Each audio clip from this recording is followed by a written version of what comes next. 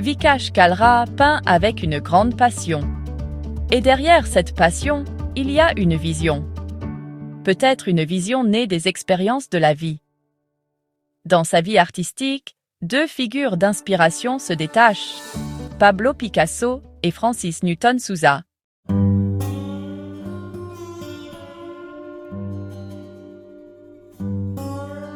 Bien qu'il admette ouvertement être influencé par l'art de ses grands maîtres, de nombreux amateurs d'art regardent son travail d'un œil soupçonneux. Cette méfiance va parfois jusqu'à accuser l'artiste de plagiat.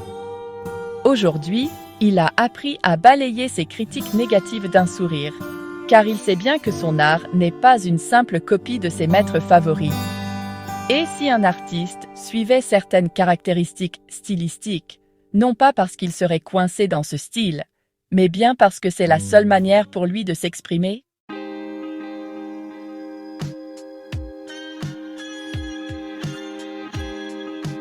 Et si un artiste ne s'égarait pas dans une multitude de styles, sans les adopter à la légère, simplement pour se forger une identité? Et s'il avait plutôt canalisé toute son énergie créatrice dans une seule voie, celle qui correspond profondément à sa raison d'être artistique? Et si cet artiste dans le domaine des arts visuels ne désirait s'adonner qu'à la peinture ou à la sculpture, et ce, dans le style expressionniste de ses maîtres modernes, évoqués précédemment?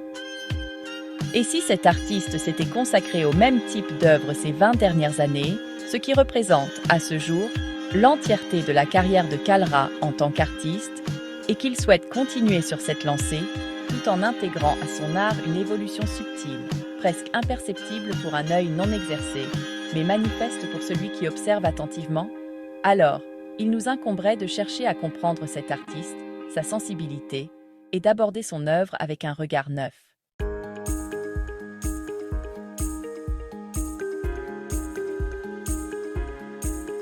En regardant les peintures de M. Kalra, qui a tant de tableaux car il travaille jour et nuit, comme s'il était possédé, on peut dire que ni les tendances du marché, ni la critique de son travail n'entament sa passion.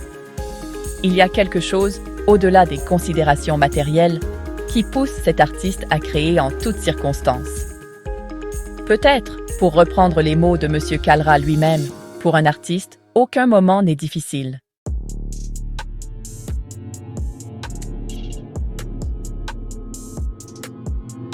Il croit en une célèbre citation de Picasso. Quelqu'un a posé une question à Picasso. Si on l'enfermait dans une cellule sans aucun matériel de dessin ou de peinture, que ferait-il? Picasso a répondu qu'il peindrait avec sa langue sur les murs de la prison. Peut-être que la personne qui a rapporté cela a inventé cette histoire, ou peut-être que c'est vrai. Quoi qu'il en soit, cette anecdote sur Picasso nous en dit long sur l'art et la vie d'un artiste.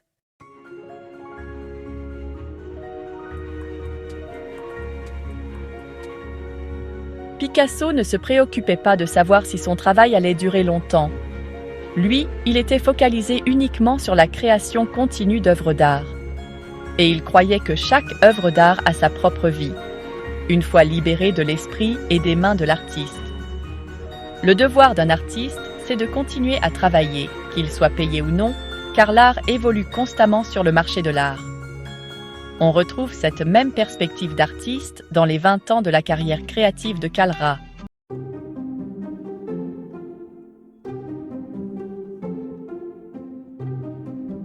Pour bien comprendre l'œuvre de M. Kalra, il est important de revenir sur sa vie, environ 20 ans avant qu'il ne décide de devenir artiste. C'est essentiel pour saisir toute la portée de son travail. Né à Delhi, dans une famille de la classe moyenne, Kalra n'était pas, disons, un enfant particulièrement doué. Enfant, avec les crayons de couleur bon marché qu'on pouvait lui donner, il ne dessinait jamais rien. Pas de gribouillis non plus dans ses cahiers, contrairement à ce que font la plupart des enfants. Côté études non plus, M. Kalra n'était pas franchement brillant. Il a quand même réussi, tant bien que mal, à obtenir son diplôme de commerce à l'université de Delhi.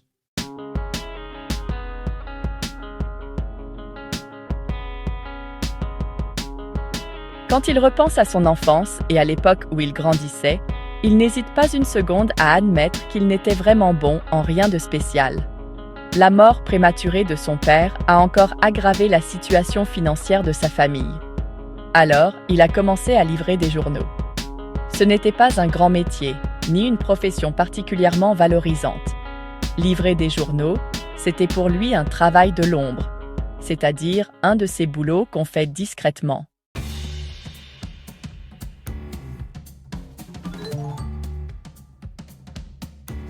Les livreurs de journaux, jeunes ou adultes, n'ont pas vraiment de visage pour le public. C'est-à-dire qu'ils sont comme invisibles. On les trouve uniquement dans certains endroits spécifiques, là où de petits camions déchargent les paquets de journaux du jour, arrivant tout droit de l'imprimerie, et où ils les trient ensuite par secteur pour la distribution. Kalra, avec ses frères, s'acquittait de cette tâche avec beaucoup de soin et a ainsi établi des contacts avec de nombreuses entreprises qui souhaitaient faire distribuer leurs prospectus avec les journaux.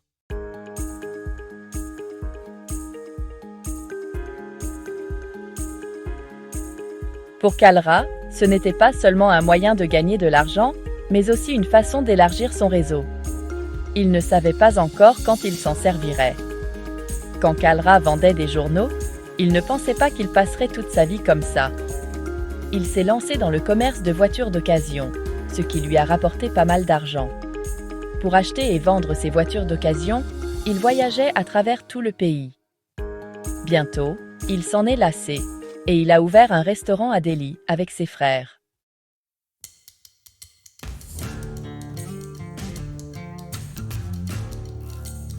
Même après être devenu propriétaire d'un restaurant, ça ne lui a pas vraiment réussi, car son destin en avait décidé autrement.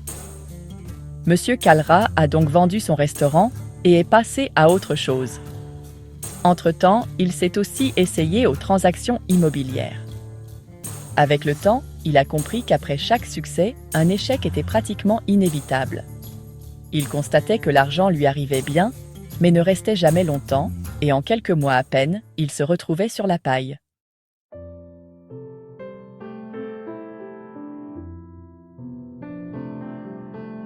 Comme par un coup du destin, Kalra s'est retrouvé une fois de plus au milieu des journaux et des magazines. Cette fois, c'était un petit stand dans un marché animé du sud de Delhi. Il a racheté à un commerçant ruiné une bouquinerie qui ne marchait pas fort, avec le droit d'étalage sur le trottoir.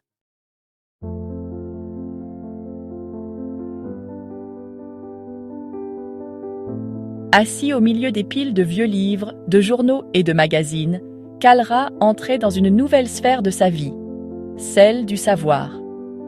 Son temps libre, il le passait au milieu des livres. Alors que dans les quartiers résidentiels près du marché, les gens dormaient encore, Kalra, installé au soleil, lisait des livres d'auteurs qu'il ne connaissait ni d'Ève ni d'Adam. La réussite, cependant, se dérobait toujours à cet entrepreneur en difficulté. Kalra excellait désormais à dénicher des livres d'occasion auprès de maisons d'édition du monde entier, car il avait un flux constant de clients qui lui commandaient des livres de toutes sortes.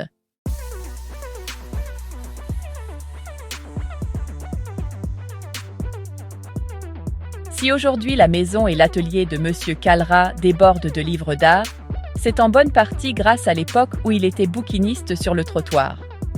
Pour Monsieur Kalra, l'art serait sans doute resté un univers bien lointain, s'il n'avait pas trouvé, un jour, sur son étal, un vieux livre de Picasso.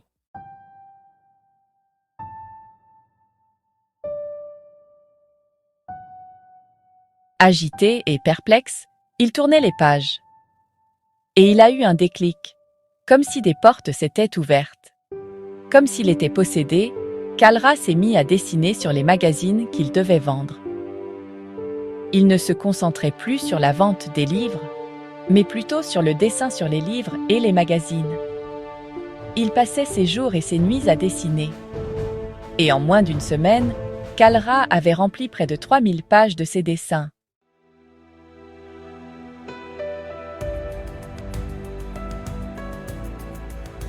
À sa manière, il a vendu son florissant commerce de livres d'occasion à quelqu'un d'autre. Et il a mis les pieds dans un monde qui lui était totalement inconnu. Et il ne savait pas que ce monde était bien plus ardu et difficile que tous ses autres univers. la distribution de journaux, la vente de vieilles voitures, les restaurants et la vente de livres d'occasion, tous ces milieux dans lesquels il avait évolué jusqu'alors. Il était temps pour lui de faire quelque chose de totalement nouveau, et il ne savait vraiment pas par où commencer.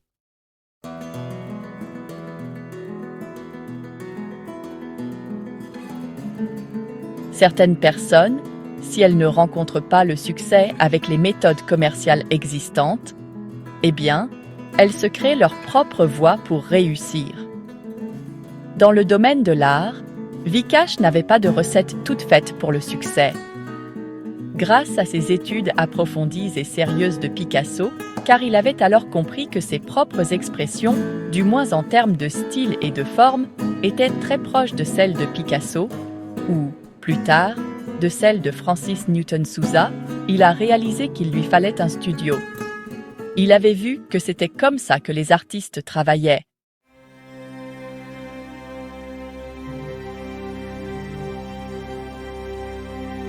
Comparé à d'autres artistes, Kalra était plutôt riche et il possédait 2 appartements qu'il pouvait transformer en atelier d'artiste. C'est ainsi qu'a commencé le parcours artistique de Kalra. Il a terminé ses études inachevées de l'école et du collège. Il a dû faire face à des difficultés à chaque étape de sa carrière créative, car il n'a trouvé personne pour l'aider. Mais chaque fois qu'un problème survenait, son esprit d'homme d'affaires prenait le dessus. Et de temps en temps, il organisait aussi quelques expositions.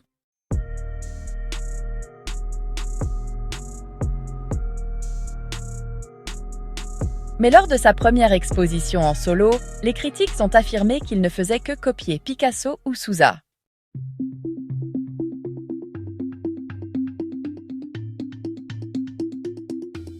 Face à des critiques aussi dures, n'importe quel artiste aurait renoncé à se mesurer à ses maîtres. Mais Kalra est resté fidèle à sa voix, ou pour ainsi dire, il est resté fidèle à son pinceau. Aujourd'hui encore, il se considère comme un artiste autodidacte. Et chaque fois qu'il peint, il ne crée pas du Picasso ou du Sousa, mais bien du Kalra.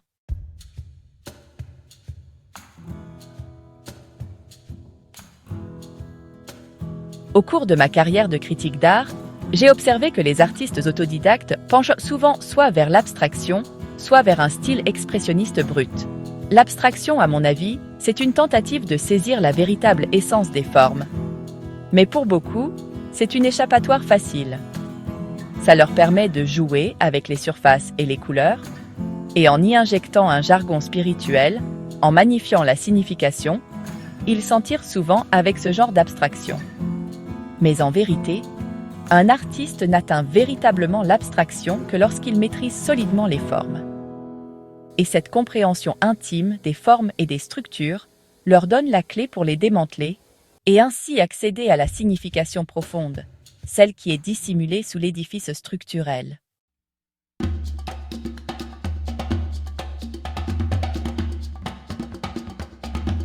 Si l'on parle d'expressionnisme brut, ces artistes ont une bonne compréhension des formes de base. Mais comme ils n'ont pas de formation académique, ils ne parviennent pas à structurer ces formes aussi bien qu'ils le pourraient après une formation. Ils dépendent donc des énergies brutes des lignes et des couleurs, et de l'effet global d'abstraction que tout cela crée. Certains artistes utilisent la technique de l'empattement, où des pattes de couleurs sont librement utilisées pour créer des lignes et des formes épaisses.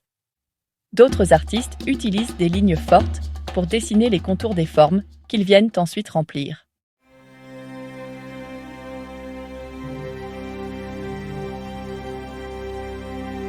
Monsieur Kalra est autodidacte et il aurait pu facilement se tourner vers l'abstraction. Mais comme nous le savons maintenant, l'art de Monsieur Kalra a commencé par des dessins aléatoires qui, selon lui, ressemblaient à du Picasso et du Sousa. Cela l'a profondément marqué et aujourd'hui, avec 20 ans de pratique, nous ne pouvons pas dire qu'il soit brut et sans formation. Sa formation est maintenant bien établie et s'inscrit dans un style et un formalisme qui rappellent un peu Picasso et Sousa.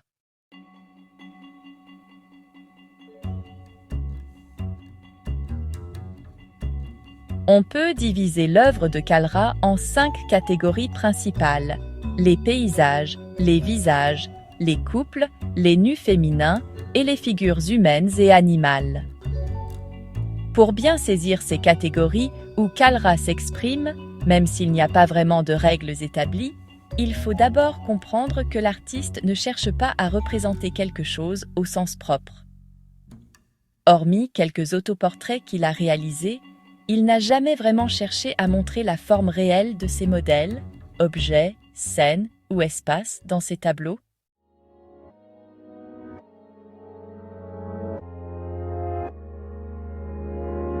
C'est pourquoi les paysages que nous voyons dans la collection de Kalra ne sont pas des paysages du monde réel. Supposons que, même si quelqu'un trouvait un paysage de référence, l'artiste ne suivrait pour autant aucune règle pour le représenter. Parce que ces paysages sont principalement remplis d'églises et de bâtiments gothiques, nous ne pouvons pas dire que Kalra représente son environnement immédiat.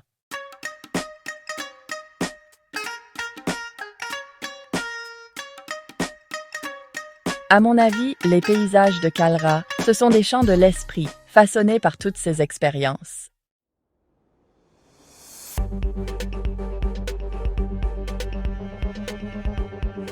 S'il nous montre quelque chose, eh bien c'est le voyage intérieur de l'artiste.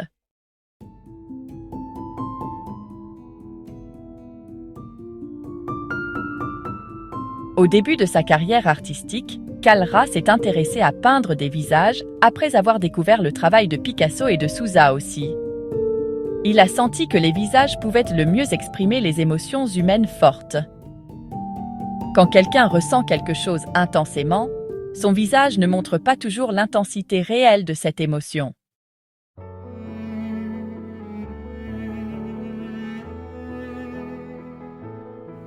Nous sommes passés maîtres dans l'art de dissimuler nos sentiments profonds en arborant des masques aux expressions multiples.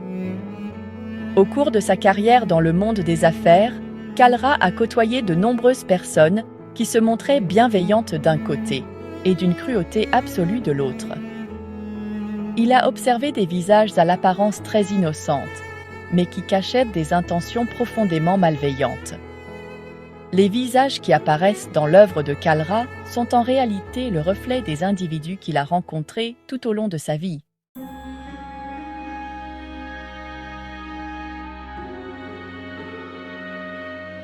Il est intéressant de noter que la plupart des visages sont ceux d'hommes. Des hommes qui ont l'air d'hommes, des hommes qui ressemblent à des démons, des hommes qui ressemblent à des anges et des hommes qui semblent complètement perdus dans le monde. Ces visages sont faits de lignes profondes et de fragments de couleurs.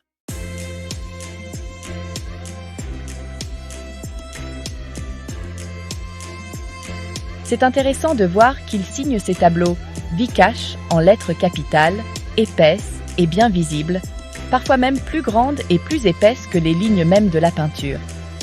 J'ai l'impression que c'est comme si, en observant les visages des gens tout au long de son parcours de vie aventureux, il s'appropriait tout ce qu'il a vu et vécu. Par sa signature, il s'approprie ses tableaux et ainsi, en affirmant son identité propre et unique, il prend le contrôle de ses œuvres.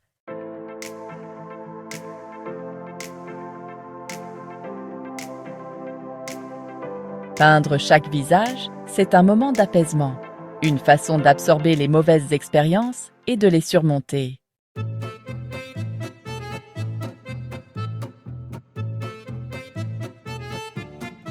Monsieur Kalra est un père de famille. Il a une femme et 2 enfants. Sa façon de passer du temps avec sa famille est de créer une atmosphère joyeuse. Étant passionné de musique, il possède une belle collection d'instruments de musique provenant de différentes régions du pays. Il en joue sans aucune formation officielle. Et cette même philosophie se reflète également dans ses peintures. Il peint sans savoir comment peindre.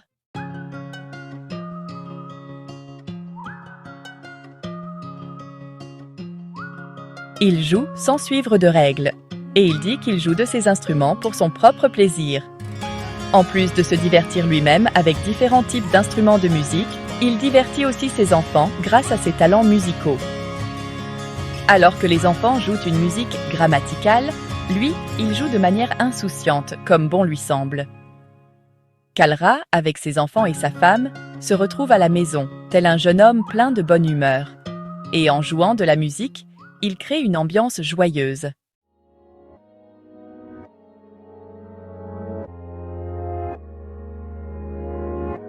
Mais pour l'artiste, un portrait de famille heureuse n'est qu'une image parmi d'autres de la vie de famille. Il comprend que la vie de famille est pleine de soucis, de disputes et de complications. La famille est une structure de pouvoir et, d'une certaine manière, une prison aussi, où l'on retourne volontiers. Son enthousiasme intarissable à créer des tableaux de couple émane de cette identification avec la vie de famille, qui est à la fois une expérience paradisiaque et un ordre social douloureux.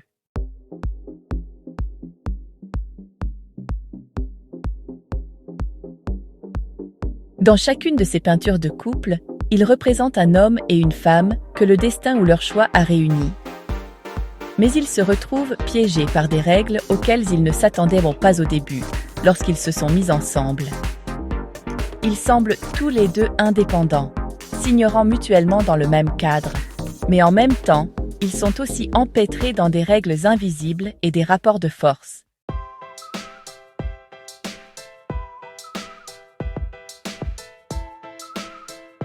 Kalra explique que ses peintures de couple sont une tentative de comprendre la famille comme un système sociopolitique et économique. Un système que l'on considère souvent comme allant de soi, mais qui est pourtant matière à débat.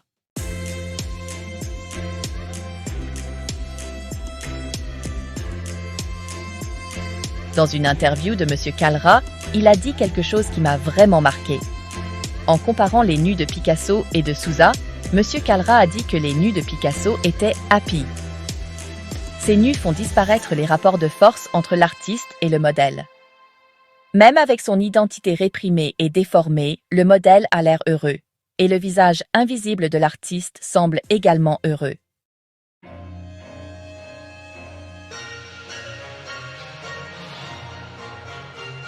Par contre, si on regarde les nus de Sousa, ils ont l'air vraiment tourmentés. Chaque nu semble être en souffrance. C'est comme s'ils étaient piégés dans un endroit où ils ne veulent absolument pas être. On sent bien la pression exercée par l'artiste.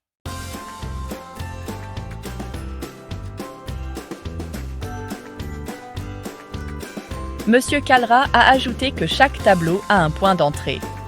Et si l'artiste, au-delà du plaisir physique, atteint un autre niveau d'accomplissement, alors le tableau devient réussi.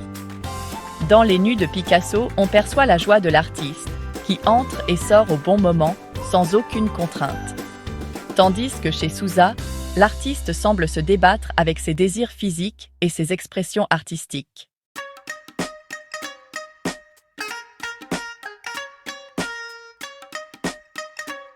Bon, même si d'un point de vue de l'histoire de l'art, je ne suis pas entièrement d'accord avec M. Kalra, il a raison sur un point. Dans l'histoire de l'art, derrière chaque peinture de nu, se cache une histoire de jeu de pouvoir. C'est un jeu de pouvoir entre la femme et l'artiste. Où la femme, que ce soit par amour, pour de l'argent ou de son plein gré, se déshabille pour lui, et l'artiste, qui obtient le droit de la fixer du regard, de la contempler, ne voit en elle qu'une seule chose.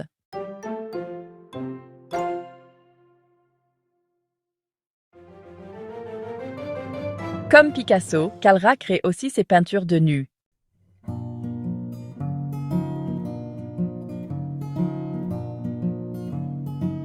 Dans l'œuvre de tout artiste, vous trouverez de nombreuses peintures de nus. Si vous creusez un peu, vous découvrirez que l'artiste les crée avec beaucoup d'amour. Beaucoup de ces peintures naissent de l'imagination, sans qu'il y ait de modèle présent. Et tout le processus de création dépend alors de l'état d'esprit de l'artiste.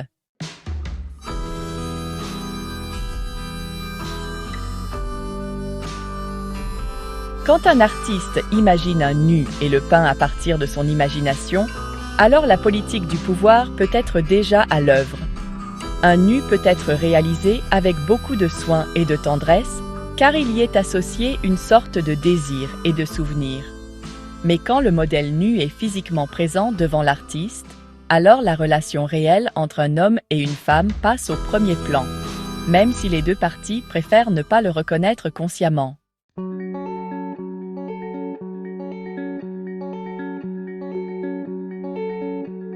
Regardez le travail de l'artiste.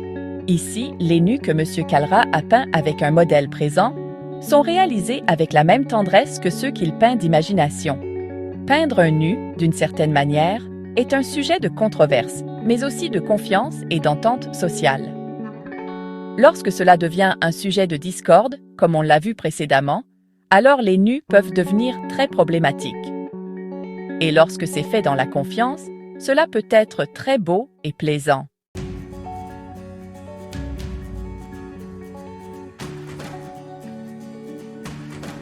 Ainsi, les nus de Kalra ne représentent aucune femme, qu'elle soit réelle ou imaginaire, mais ils sont plutôt la représentation de l'idée de la femme qu'il porte en lui.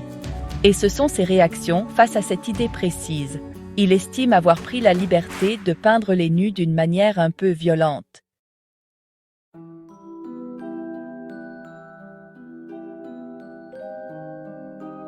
Pour lui, la violence signifie une forme visible de colère et de pression. Mais il répète que ses peintures de nus reflètent ses pensées, plutôt que d'instaurer une relation de pouvoir déséquilibrée entre le modèle et l'artiste.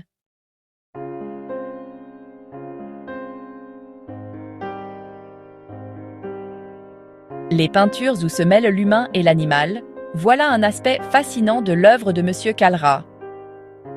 Quand on regarde une peinture de la scène, en tenant compte du parcours de l'artiste, il est facile de dire qu'il est manifestement inspiré par Sousa. Lui qui a peint le thème de la scène à différentes étapes de sa carrière artistique.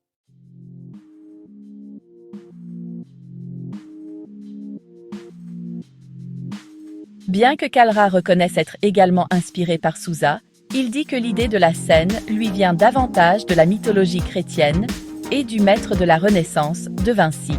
Selon l'artiste, la scène est un moment de confiance et de trahison dans un contrat social.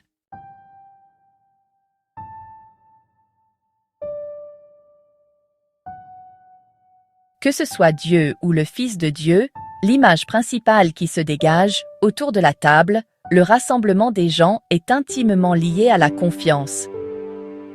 Comme il a souvent vu la confiance se briser dans des situations sociales, il trouve que c'est un sujet fort et puissant sur lequel travailler. Il revient constamment et à plusieurs reprises sur le thème de la scène, laissant souvent de nombreuses peintures de ce type inachevées. Selon lui, ce thème est révélateur en soi.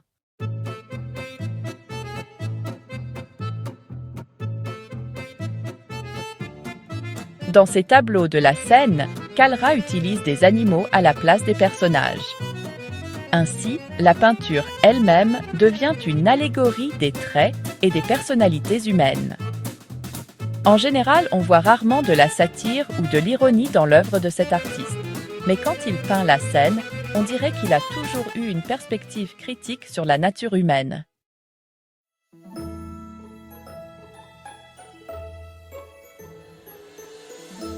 Souvent, l'artiste a le sentiment que certaines peintures d'animaux méritent une place à part. Car il ne peint pas juste animal. Quand il crée une œuvre, comme un singe, un chien ou un âne, alors il sent que cela reflète un état d'esprit en lui qui va persister un certain temps. Et une fois qu'il a terminé une peinture comme celle-là, il se la sort du système, en quelque sorte.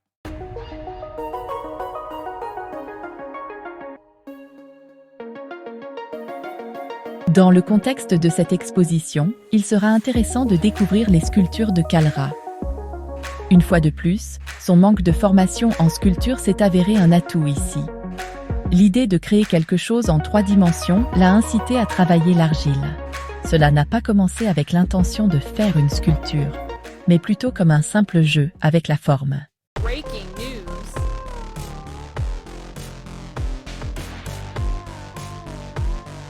Sans aucun dessin, Kalra n'a eu de cesse de pétrir l'argile jusqu'à ce qu'une forme humaine s'y dessine.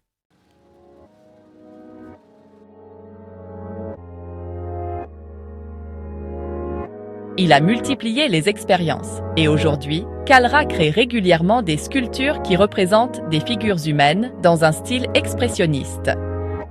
Nul doute que lorsqu'il allongeait les silhouettes ou qu'il leur conférait une texture de peau irrégulière, il pensait particulièrement à Giacometti ou à Ram Kincaid. Mais les résultats montrent que Kalra s'inscrit dans la lignée de ces deux sculpteurs, qui étaient tout autant possédés qu'obsédés par leur énergie créatrice.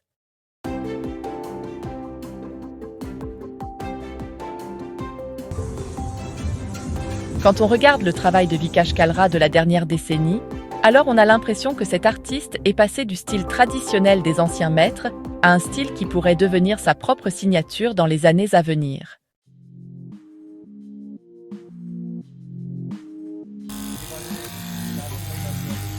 Ce qui m'inspire chez lui, c'est son dévouement, son engagement envers son travail, son respect pour l'histoire de l'art et sa foi inébranlable en la bonté de l'humanité.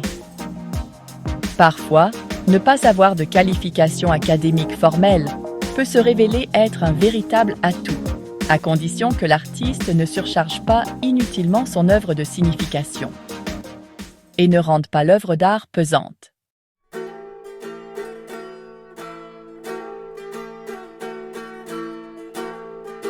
Voici notre artiste, Vikash Kalra, qui ne pense pas trop aux interprétations des spectateurs, mais qui se consacre pleinement à sa discipline artistique. Discipline qui est aujourd'hui pour lui un soutien vital, le maintenant en vie physiquement et spirituellement.